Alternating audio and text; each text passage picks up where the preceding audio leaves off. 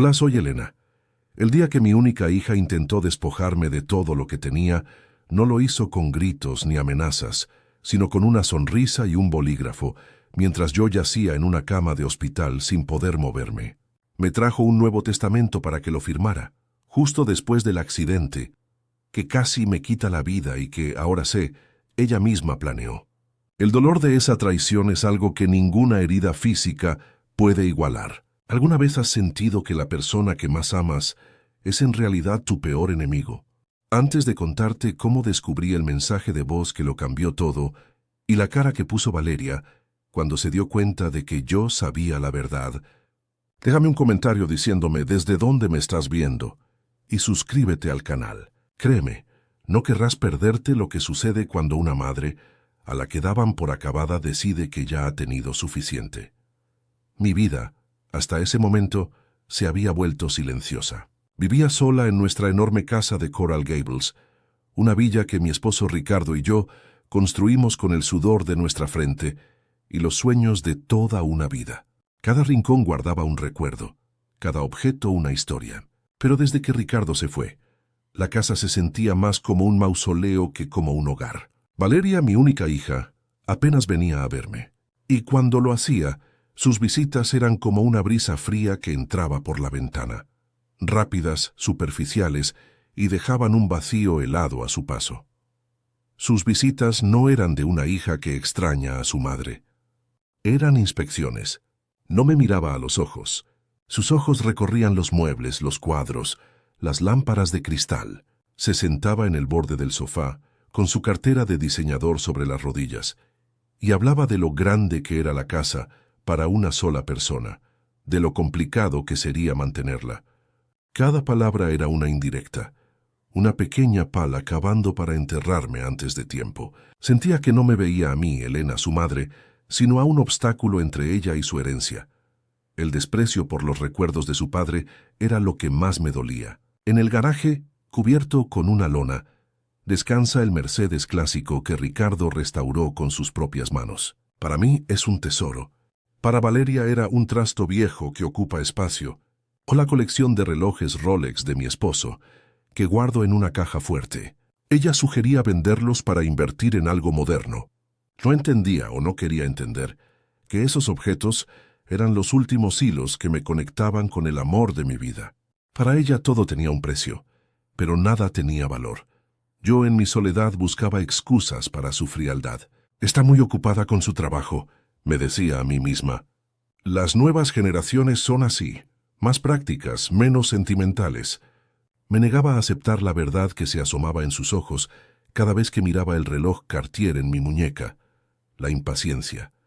La impaciencia de la que espera que el tiempo pase rápido para poder reclamar lo que cree que ya le pertenece.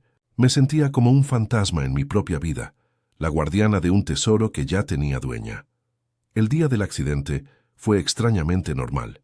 Era una mañana soleada en Miami, de esas que te invitan a vivir. Decidí sacar el Mercedes a dar una vuelta, solo para sentir el motor que tanto amaba Ricardo. Recuerdo el olor a cuero del interior, el peso del volante en mis manos. Iba por una calle tranquila, una que conocía de memoria. Lo último que recuerdo con claridad fue un destello a mi derecha, un sonido metálico ensordecedor y la sensación de que el mundo se ponía de cabeza. Después, solo oscuridad y el eco de la voz de mi esposo en mi memoria. Desperté en un cuarto blanco, rodeada por el pitido monótono de las máquinas. El olor a desinfectante me llenó los pulmones y un dolor sordo recorría todo mi cuerpo. Estaba confundida, desorientada. Una enfermera me explicó que había tenido un accidente de coche grave, que había tenido suerte de sobrevivir. Mi primer pensamiento, mi primer deseo, fue ver a Valeria. En mi ingenuidad, creía que encontraría en ella el consuelo, el abrazo de una hija preocupada. Ansiaba ver su rostro, sentir su mano, pero lo que estaba a punto de llegar era mucho peor que cualquier hueso roto. Mientras esperaba, noté mi teléfono en la mesita de noche. La pantalla estaba rota, pero funcionaba. Había una notificación, un nuevo mensaje de voz. Con los dedos temblorosos lo abrí. No reconocí el número. Una voz distorsionada, casi un susurro electrónico, dijo unas pocas palabras que congelaron la sangre en mis venas. «Huye, No fue un accidente. Está esperando que firmes los papeles. Mi mente se negó a procesarlo. ¿Qué papeles? ¿De qué hablaba? Justo en ese instante, la puerta de la habitación se abrió, y allí estaba ella, mi hija Valeria, con un maletín de cuero en una mano y la sonrisa más antinatural y depredadora que jamás le había visto. Su sonrisa era una obra de arte de la crueldad. No llegaba a sus ojos, que permanecían fríos, calculadores, como los de un tasador evaluando una antigüedad valiosa pero molesta. Entró con la confianza de quien se sabe dueña del lugar, aunque ese lugar fuera una estéril habitación de hospital y el objeto de su dominio fuera yo, su madre, conectada a un suero. El maletín de cuero que llevaba parecía más un arma que un accesorio. Lo colocó sobre la mesita con un chasquido seco, y el sonido retumbó en mi cabeza como un martillo de juez. «Hola, mamá», dijo su voz, una melodía falsa que no lograba ocultar la impaciencia. «Qué susto nos diste, pero ya estás bien, ¿verdad? Estás lúcida». La palabra lúcida no era una pregunta, era una evaluación. Necesitaba que estuviera lo suficientemente consciente para firmar mi propia sentencia. Se acercó y me arregló la almohada, un gesto que debería haber sido tierno, pero que se sintió invasivo, como si estuviera acomodando a un maniquí. «Te he estado pensando mucho», continuó su voz bajando a un tono conspirador. «Con este susto, me di cuenta de lo vulnerables que somos. Por eso, para que no tengas que preocuparte por nada, mi abogado preparó unos papeles. Es solo una formalidad, para simplificar las cosas y que yo pueda manejar todo por ti. Así podrás descansar y recuperarte sin estrés». Cada palabra era una capa de seda cubriendo una daga. No hablaba de mi bienestar, hablaba de control, hablaba de tomar posesión. El eco de la voz anónima en mi cabeza, «Está esperando que firmes los papeles», se convirtió en un grito ensordecedor que solo yo podía oír. Mientras hablaba, sacó del maletín una carpeta. La abrió y deslizó sobre la manta del hospital un fajo de hojas perfectamente ordenadas. En la parte superior, en letras negras y solemnes, leí «Última voluntad y testamento». Mi corazón, que ya dolía por las costillas rotas, se sintió como si lo estuvieran apretando con un puño de hielo. Era real. La advertencia, la sonrisa depredadora, todo encajaba. La vi sacar un bolígrafo de su bolso, uno de esos caros y pesados que parecen un lingote de oro. Lo sostuvo entre sus dedos con la manicura impecable y me lo ofreció como si fuera un regalo. «Solo tienes que firmar aquí, mamá. Es por tu bien». El veneno estaba en la dulzura de su tono, en la mentira descarada de su preocupación. En ese instante, el mundo se detuvo. El pitido de las máquinas se desvaneció. El dolor de mi cuerpo se adormeció. Solo existía su rostro expectante y el documento que borraba mi existencia, mi voluntad, mi legado. El legado de Ricardo. Sentí una oleada de náuseas, no por los medicamentos, sino por la traición. Era una traición tan profunda, tan inimaginable, que por un segundo pensé que estaba alucinando, que todo era una pesadilla producto de la anestesia. Pero no, la dureza en sus ojos era demasiado real. Ella no veía a su madre herida, veía una última molestia, un trámite final antes de cobrar su premio. Y yo, que le había dado la vida, era el único obstáculo en su camino. Fue entonces cuando una extraña calma me invadió.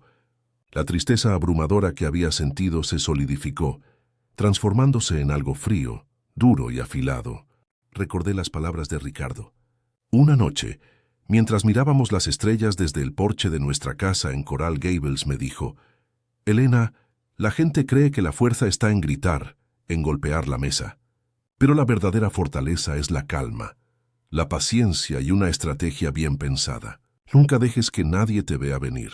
En ese momento, en esa cama de hospital, entendí el verdadero significado de sus palabras. Luchar contra ella con gritos y acusaciones sería inútil. Estaba débil, sola. Mi única arma era la que ella no podía ver: mi mente. Decidí jugar su juego. Dejé caer los párpados.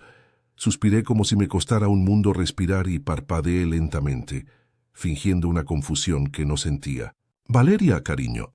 «No entiendo», susurré, mi voz deliberadamente frágil y temblorosa. «Mi cabeza, todo da vueltas. ¿Qué es esto?» Vi un destello de impaciencia cruzar su rostro antes de que lo ocultara de nuevo bajo una máscara de compasión. No te preocupes, mamá. Es solo papeleo. Confía en mí. La palabra confía sonó como un insulto, pero asentí dócilmente, dejándole creer que su plan estaba funcionando a la perfección. Necesitaba tiempo. Tiempo para pensar, para entender quién me había enviado esa advertencia, para planear mi siguiente movimiento. Ella acercó el documento a mi cara, señalando la línea punteada al final de la página. Mira, es muy sencillo, solo tu nombre. Luego podrás volver a dormir.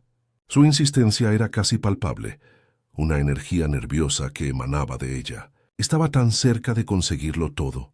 La casa, las cuentas, la colección de relojes de su padre que tanto despreciaba, pero que valía una fortuna. Imaginé sus manos, las mismas que yo había sostenido cuando era niña, vendiendo el Mercedes clásico de Ricardo como si fuera chatarra.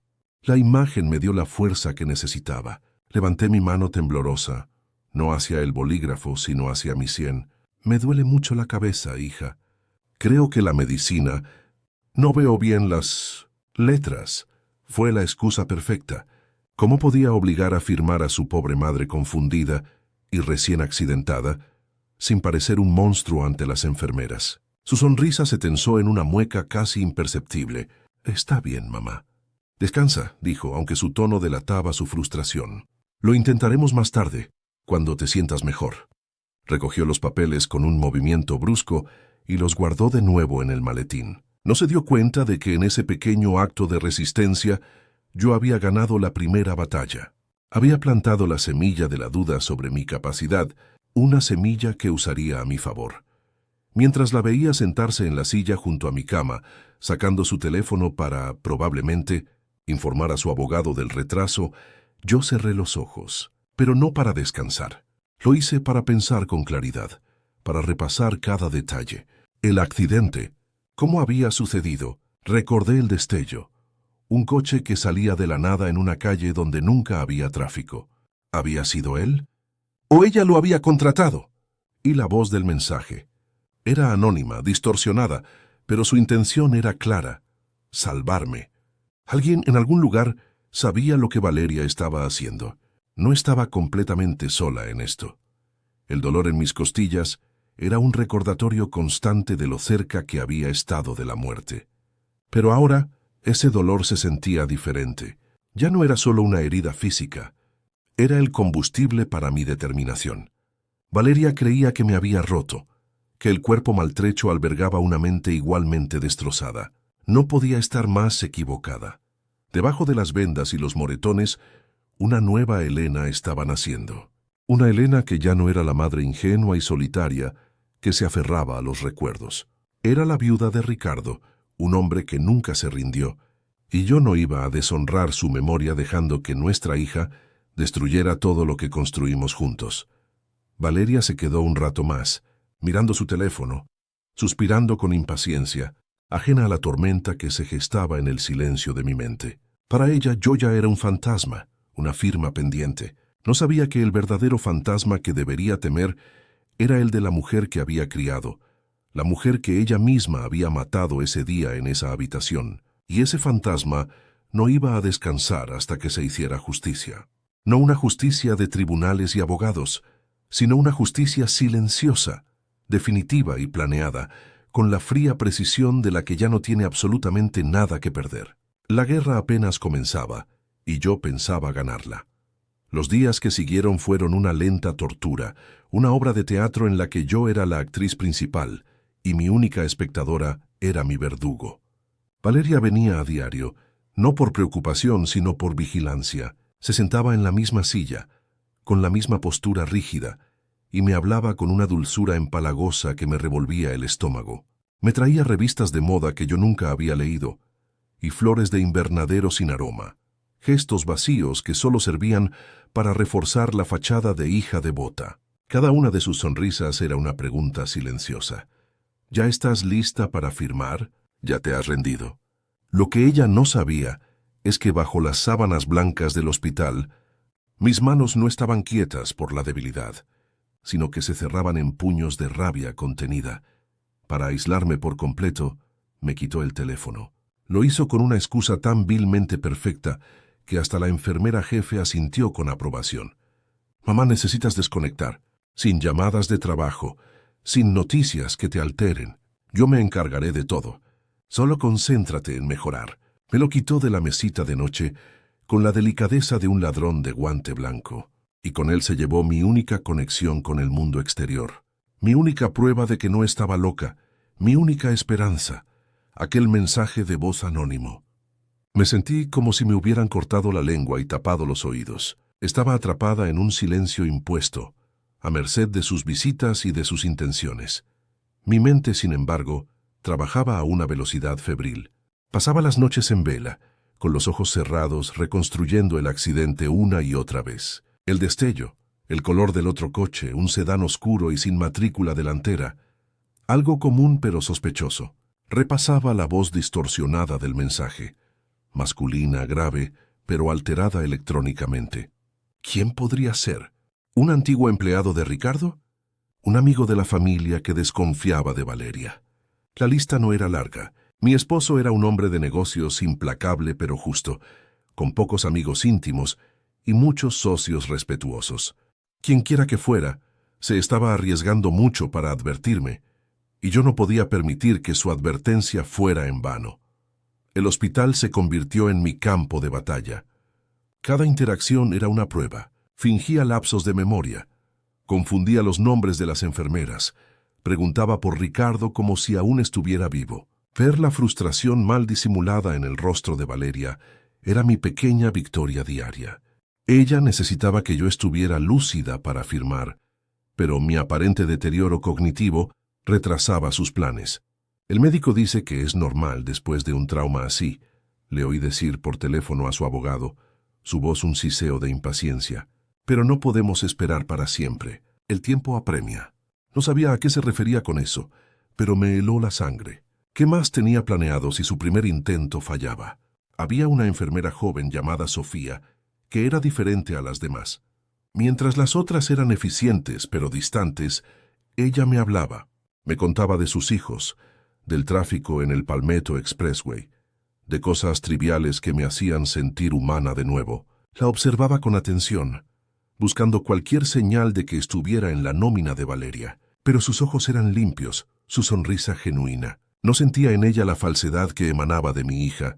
Era una apuesta arriesgada, pero en mi situación no tenía muchas opciones. Decidí que si se presentaba la oportunidad, Sofía sería mi única posible aliada en ese lugar. La oportunidad llegó una tarde, una de esas tardes grises y lluviosas de Florida que hacen que las habitaciones de hospital se sientan aún más lúgubres. Valeria había salido a una reunión urgente, dejándome sola por primera vez en días. Sofía entró a cambiarme el suero. Mientras ajustaba el goteo, le hablé con mi voz más frágil. «Sofía, querida, ¿podrías hacerme un favor enorme?» «Es una tontería, pero...» Hice una pausa, como si me costara encontrar las palabras. «Mi hija se llevó mi teléfono para que descansara, pero hay una foto ahí. Una foto de mi esposo y yo en nuestro aniversario. Fue en Key Biscayne. Sé que es tonto, pero verla me daría fuerzas. Apelé a la única verdad que me quedaba, mi amor por Ricardo. Vi la duda en sus ojos. Sabía que estaba rompiendo las órdenes de Valeria. Pero la emoción en mi voz, el temblor en mis manos no eran del todo fingidos. La pena por la ausencia de Ricardo era real, y la usé como un escudo y como un arma. «Por favor», susurré, dejando que una lágrima rodara por mi mejilla. «Nadie tiene por qué saberlo. Solo un minuto. Lo necesito». Sofía suspiró, miró hacia la puerta cerrada y finalmente asintió. Fue a la pequeña caja de seguridad donde Valeria había guardado mis pertenencias y sacó mi teléfono. «Solo un minuto, Elena», dijo en voz baja entregándomelo. «Luego lo volveré a guardar». Ese minuto era todo lo que necesitaba. Con los dedos torpes por la ansiedad, desbloqueé el teléfono. Ignoré la galería de fotos y fui directamente al buzón de voz. Mi corazón latía con fuerza contra mis costillas rotas. Ahí estaba. El número desconocido. Le di a reproducir, pegando el auricular a mi oído para que Sofía no escuchara. «Huye. No fue un accidente. Está esperando que firmes los papeles». La voz distorsionada sonaba aún más siniestra la segunda vez, pero esta vez me concentré en el fondo. Detrás del susurro electrónico, casi imperceptible, escuché algo más. Un sonido metálico, rítmico, un tic-tac, y luego, un débil pero inconfundible carillón, el sonido de un reloj de pie. Un escalofrío me recorrió de pies a cabeza. No era cualquier reloj. Reconocería ese sonido en cualquier parte del mundo. Era el carillón del reloj Gustav Becker, que Ricardo había traído de un viaje a la Selva Negra, y que ahora estaba en su antiguo despacho, en la casa. El despacho al que solo 3 personas tenían acceso regular. Yo, nuestra ama de llaves de toda la vida, y el hombre que había sido la mano derecha de Ricardo durante 30 años, su abogado y mejor amigo, Armando. La voz no era de Armando, lo sabía, pero el mensaje había sido grabado desde un lugar al que él tenía acceso. De repente, el círculo de sospechosos se había reducido drásticamente, y una nueva y aterradora posibilidad se abrió ante mí. Cuando Sofía regresó, le devolví el teléfono con una sonrisa temblorosa de agradecimiento. «Gracias, hija. Y Tim, hija, eres un ángel». Ella lo guardó y se fue, sin tener idea de que acababa de entregarme la llave que podría salvarme la vida.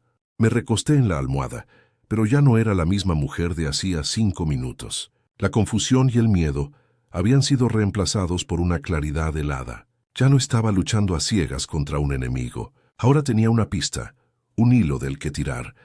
Armando, ¿era cómplice de Valeria o estaba tratando de advertirme de una manera que no lo delatara?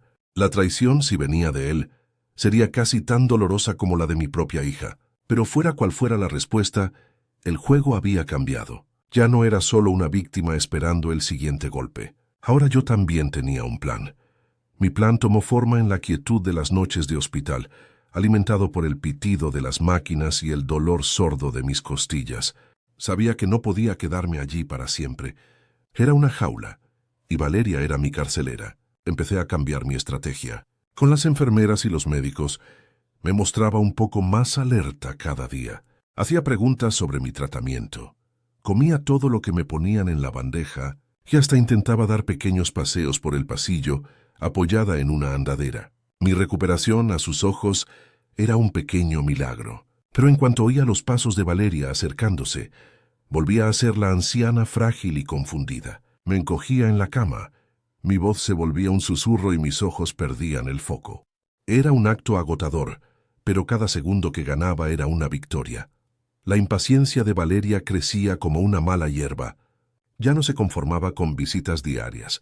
Ahora pasaba horas sentada en esa silla, observándome, esperando la más mínima señal de lucidez que pudiera usar a su favor. Un día su frustración se desbordó. Llegó acompañada de un hombre con un maletín, un notario. «Mamá, para que no te estreses, traje al señor Ramos. Él puede ser testigo de tu firma aquí mismo. En 5 minutos terminamos», dijo con una sonrisa que no le llegaba a los ojos. El corazón me dio un vuelco, pero mi rostro no mostró nada. Empecé a temblar, un temblor violento e incontrolable en mi mano derecha. «No puedo, hija. No puedo sostener el bolígrafo. Mira, no me obedece». El notario me miró con lástima y a ella con reproche. Valeria tuvo que despedirlo, apretando la mandíbula con una furia que apenas podía contener. Finalmente, los médicos me dieron el alta. Volver a casa fue una experiencia extraña, agridulce. Al cruzar el umbral de mi villa en Coral Gables, el olor familiar a gardenias y a cera de abejas me golpeó, pero ya no me traía consuelo. Ahora cada objeto, cada cuadro, cada mueble, me recordaba por qué estaba luchando. Valeria me ayudó a subir a mi habitación, tratándome como si fuera de porcelana. «Para que estés más cómoda, mamá, me quedaré aquí contigo unos días», y anunció. No era una oferta, era una sentencia. Esa noche, desde mi cama, vi la silueta del reloj Gustav Becker en el pasillo, su péndulo oscilando como el corazón de la casa. Era un recordatorio silencioso de mi única pista, de mi única esperanza, Armando, y ahora debía encontrar la manera de llegar a él con mi carcelera, durmiendo en el cuarto de al lado. La oportunidad se presentó 2 días después. Me quejé de un dolor de cabeza insoportable y le pedí a Valeria que buscara en el despacho de su padre unos papeles del seguro médico. Era una mentira, por supuesto. Mientras ella revolvía cajones, la llamé con voz débil. Hija, no encuentro nada. ¿Por qué no llamas a Armando? Él siempre sabía dónde Ricardo guardaba todo. Valeria se detuvo mirándome con suspicacia. La idea de involucrar a Armando no parecía gustarle. No es necesario molestarlo, mamá. Por favor, insistí, llevándome una mano a la sien. Él lo solucionará rápido. Dile que lo ponga en altavoz, así le explico yo. A regañadientes, y probablemente para demostrar que tenía el control, marcó su número. El destino de mi plan dependía de los próximos minutos. El teléfono sonó un par de veces antes de que la voz grave y familiar de Armando llenara la habitación. Valeria, qué sorpresa. ¿Cómo está tu madre?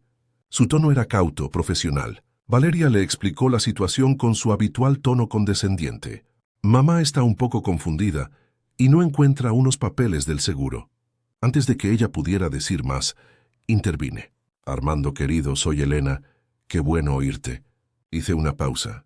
Ricardo siempre decía que tú eras su brújula del norte para todo este papeleo. ¿Recuerdas? Brújula del norte no era una frase casual. Era una clave.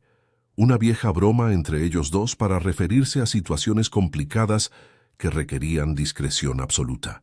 Hubo un silencio de apenas un segundo al otro lado de la línea, pero para mí fue una eternidad. Por supuesto, Elena, respondió él, y supe por el sutil cambio en su voz que había entendido. Siempre lo seré.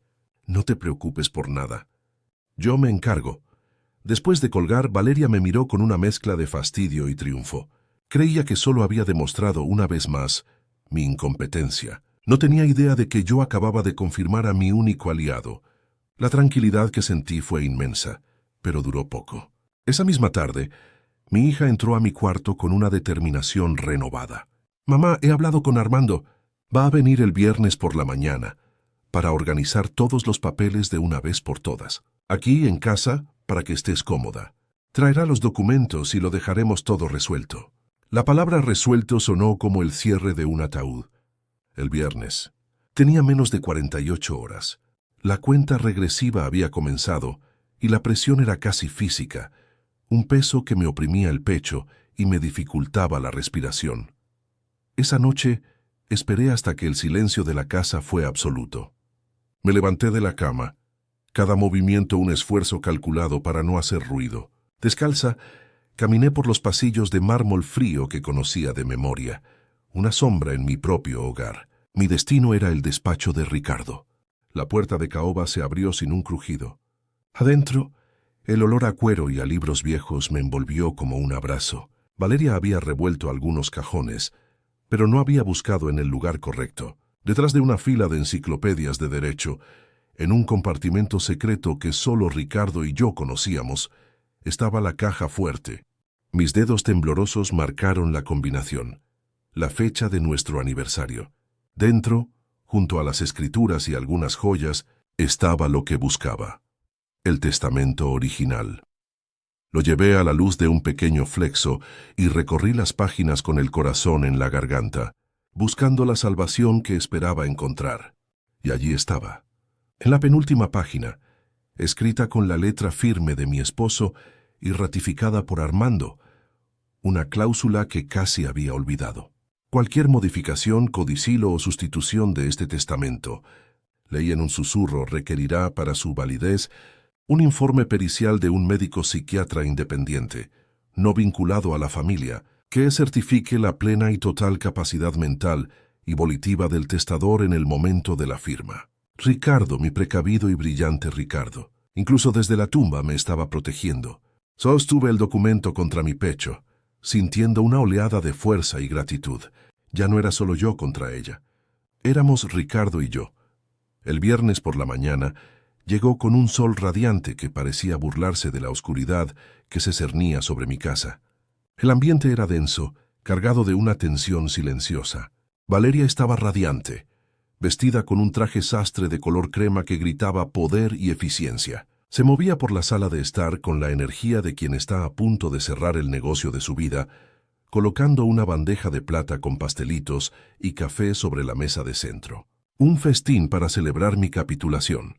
Yo, por mi parte, elegí un sencillo vestido de lino azul, el color favorito de Ricardo. Me senté en su butaca de cuero, la que daba a los jardines, y observé a mi hija.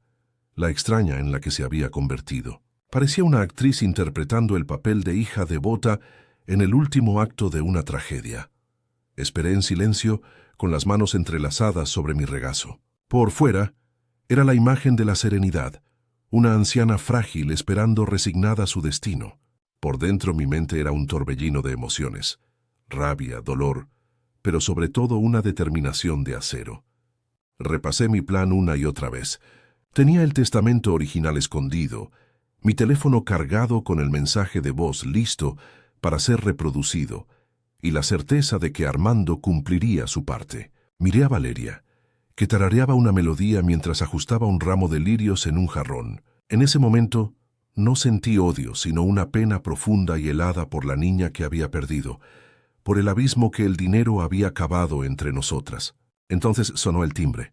Armando había llegado. El telón estaba a punto de levantarse. Armando entró con la sobriedad que siempre lo caracterizaba. Llevaba un traje gris oscuro, y su maletín de cuero parecía una extensión de su brazo. Valeria se levantó de un salto para recibirlo.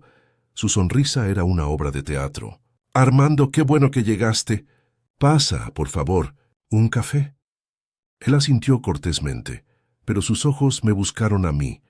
Me dedicó una mirada breve, casi imperceptible, pero que para mí lo significó todo. Era una mirada de lealtad, una confirmación silenciosa de que nuestra alianza seguía en pie.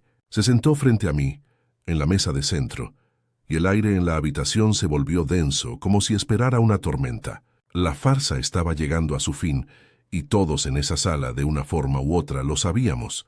Con movimientos precisos y metódicos, Armando abrió su maletín. El chasquido de los cierres metálicos fue el único sonido en la sala. Sacó una carpeta de color marfil y la deslizó sobre la superficie de madera pulida. Eran los papeles, el Nuevo Testamento.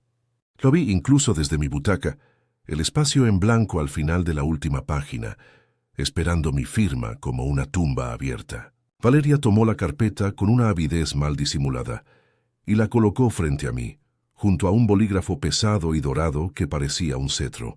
«Aquí tienes, mamá. Es muy sencillo. Solo una firma y terminamos con todo este estrés». Su voz era un susurro seductor y venenoso. Me miraba fijamente, sus ojos brillando con el reflejo de la fortuna que estaba a punto de reclamar. Levanté mi mano, pero no para tomar el bolígrafo. La posé suavemente sobre la carpeta, un gesto que la detuvo en seco. La miré no a ella, sino a través de ella, como si estuviera viendo a la niña que una vez fue y a la extraña en la que se había convertido. «Antes de firmar nada, Valeria», dije, y mi voz, para mi propia sorpresa, sonó firme y clara, sin el temblor que había fingido durante semanas. «Hay un pequeño detalle que me gustaría aclarar, por la memoria de tu padre». El nombre de Ricardo flotó en el aire entre nosotras, un fantasma al que ella no había querido invocar. Su sonrisa se congeló, y por primera vez desde el accidente vi una grieta en su máscara de confianza.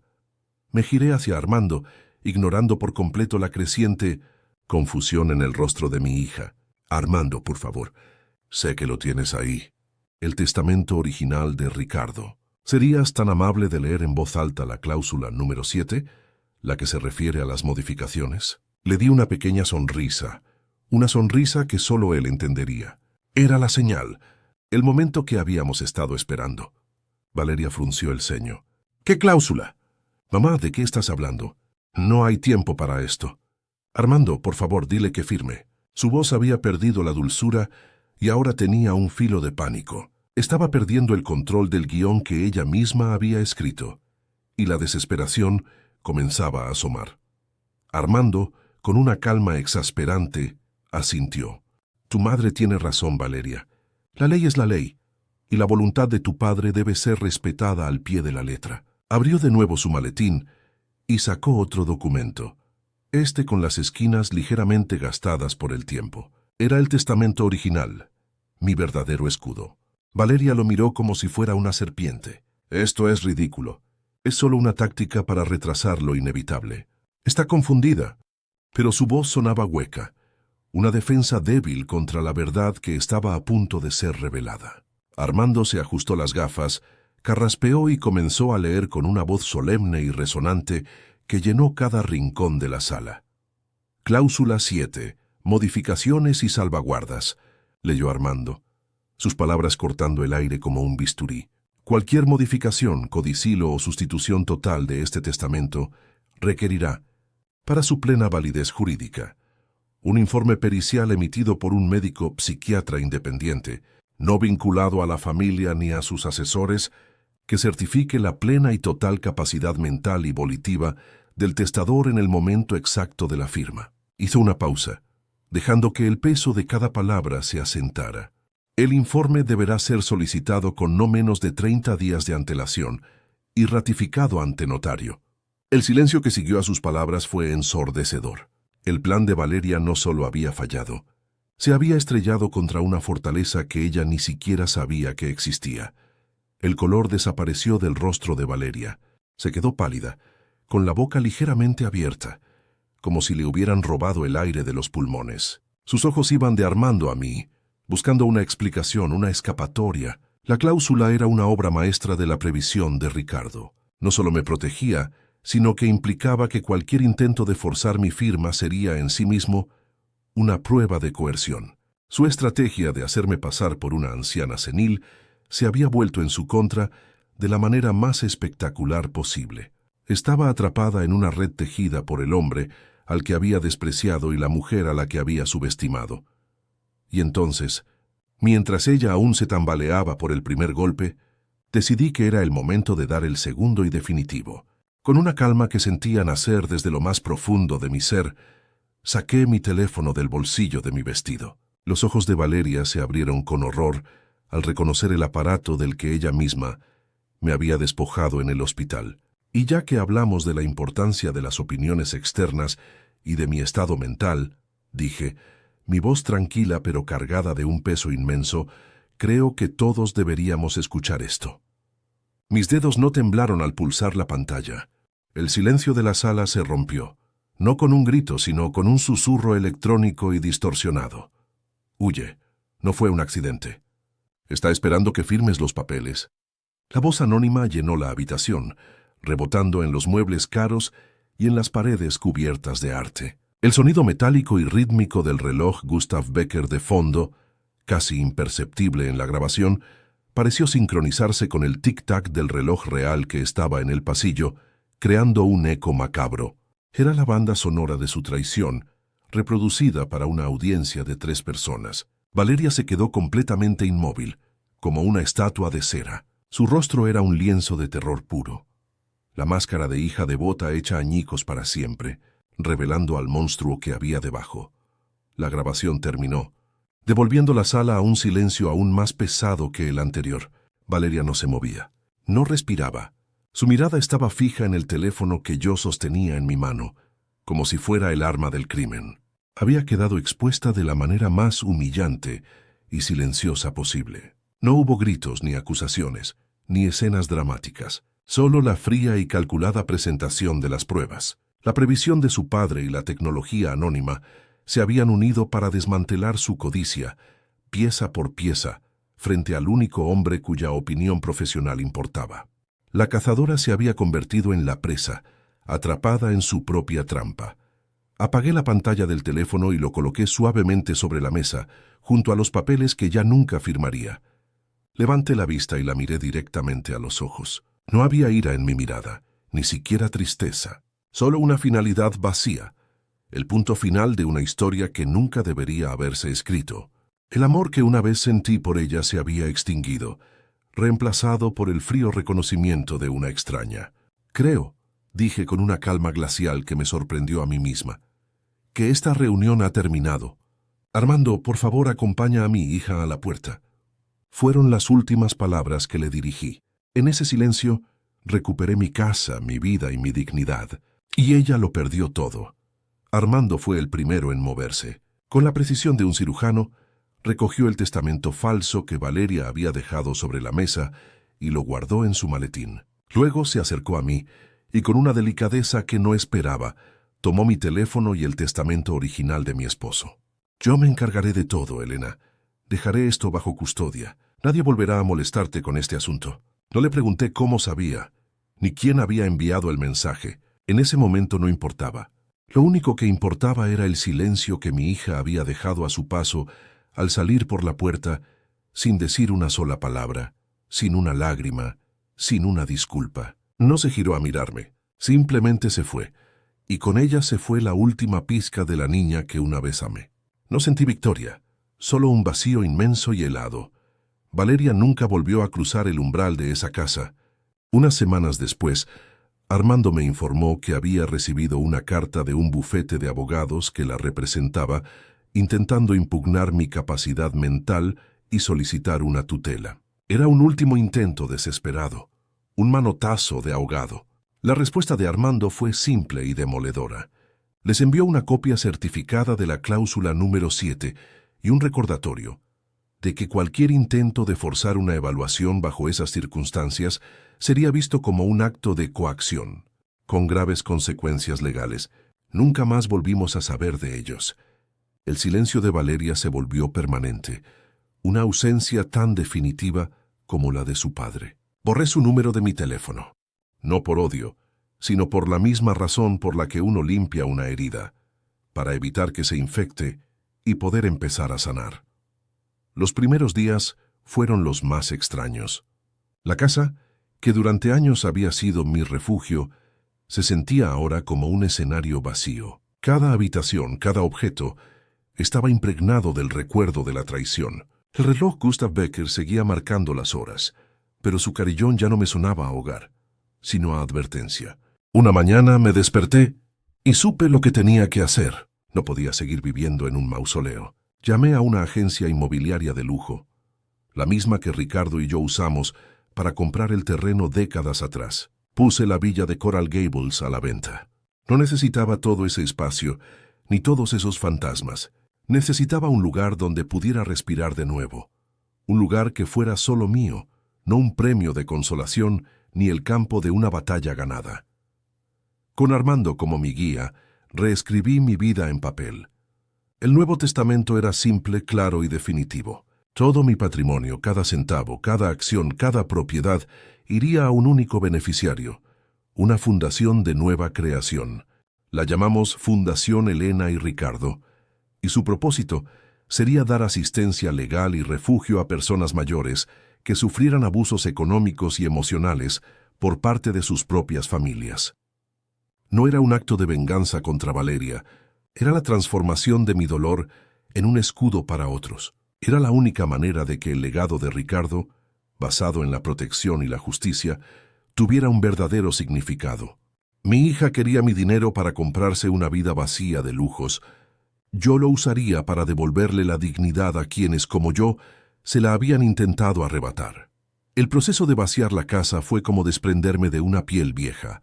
Vendí la mayoría de los muebles en una subasta. Regalé las joyas que no tenían un valor sentimental profundo. Pero hubo dos cosas que manejé personalmente. El Mercedes clásico de Ricardo, el trasto viejo que mi hija despreciaba, lo vendí a un coleccionista alemán que voló a Miami solo para verlo. El hombre me miró a los ojos, con lágrimas de emoción, y me prometió cuidarlo como si fuera una obra de arte. Supe que Ricardo habría aprobado. Con la colección de relojes Rolex, hice algo diferente. Me quedé con el que él usaba a diario, y el resto lo doné a un museo, con una placa que solo decía, en memoria de un hombre que entendió el valor del tiempo. Me mudé a un penthouse en Key Biscayne, con una terraza que daba directamente al océano. Era más pequeño, más moderno, más luminoso. Era un lugar para vivir, no para recordar. Las paredes blancas las llené, no con retratos de familia, sino con arte de artistas locales. Compré un pequeño velero, aprendí a navegar. Empecé a viajar, no a los destinos turísticos de siempre, sino a lugares que siempre había querido conocer, los fiordos de Noruega, las ruinas de Petra.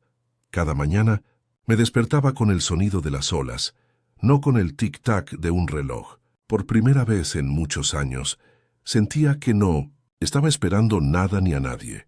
Simplemente estaba viviendo el tiempo que me quedaba bajo mis propios términos.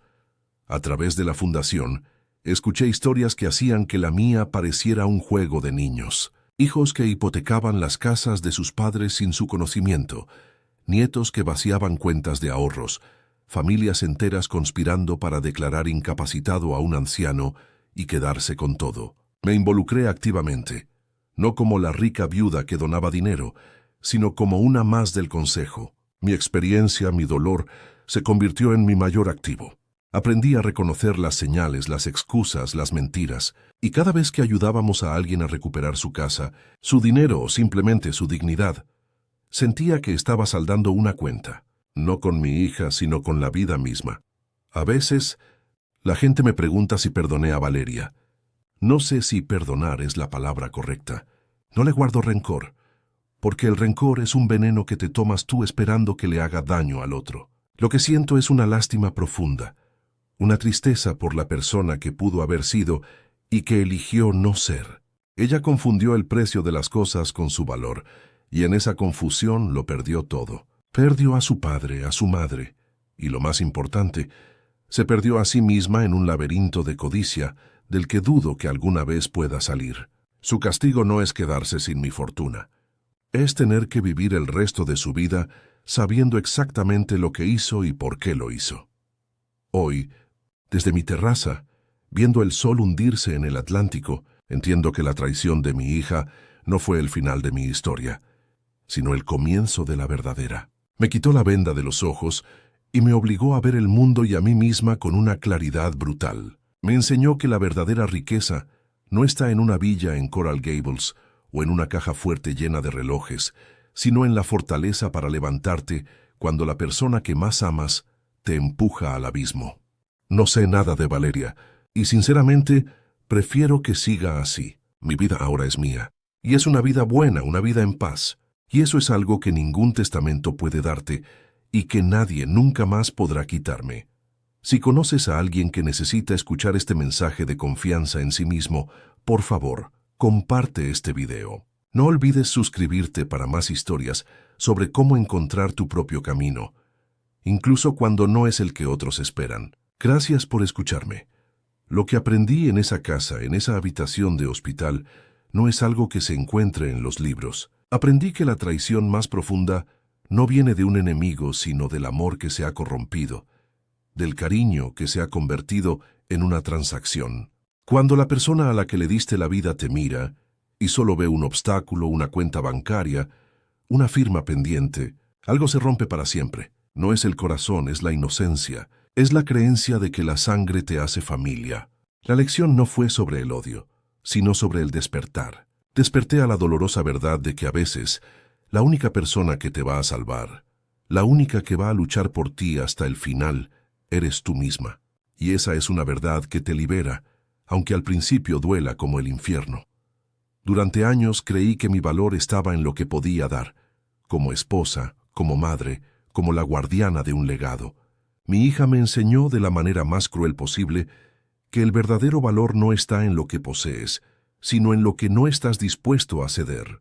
No era la casa en Coral Gables, ni los relojes de mi esposo, ni el dinero en el banco. Era mi dignidad, mi derecho a decidir, mi paz. Cuando me vi forzada a elegir entre la fortuna material que ella tanto anhelaba y mi propio respeto, la elección fue la más fácil de mi vida. Porque cuando te quitan todo, te das cuenta de lo poco que necesitas y de lo mucho que vales por ti misma, sin nada más. La fortaleza, descubrí, no es un grito, es un susurro. Es la calma con la que decides no jugar más a un juego en el que las reglas están hechas para que pierdas. Es el silencio con el que planeas tu siguiente movimiento, mientras todos a tu alrededor creen que ya estás derrotada. Ricardo tenía razón. La gente espera lágrimas, gritos, confrontaciones. No esperan la estrategia silenciosa, la paciencia de quien ha visto el fondo del abismo y ha decidido, con una serenidad glacial, que no va a volver a caer. Esa fuerza tranquila es más poderosa que cualquier amenaza, porque nace de un lugar que nadie puede tocar, tu propia voluntad de sobrevivir y de vivir con la cabeza en alto. Soltar duele. Soltar a la hija que criaste, los recuerdos de la vida que construiste, la imagen de la familia que creías tener. Es como arrancarte una parte del alma, pero hay un momento en que te das cuenta de que lo que estás sosteniendo ya no es amor, es un ancla que te hunde. Y en ese momento, abrir la mano y dejar que se vaya no es un acto de derrota, sino de liberación. Al vender la casa, al donar los objetos, no estaba borrando mi pasado con Ricardo. Estaba liberándolo de la mancha de la traición de nuestra hija. Estaba creando un espacio nuevo, limpio, donde solo cabía el futuro. Un futuro que, por primera vez, me pertenecía solo a mí. Mi dolor, que al principio se sentía como un veneno, se convirtió en mi propósito. La fundación no nació de la venganza, sino de la empatía.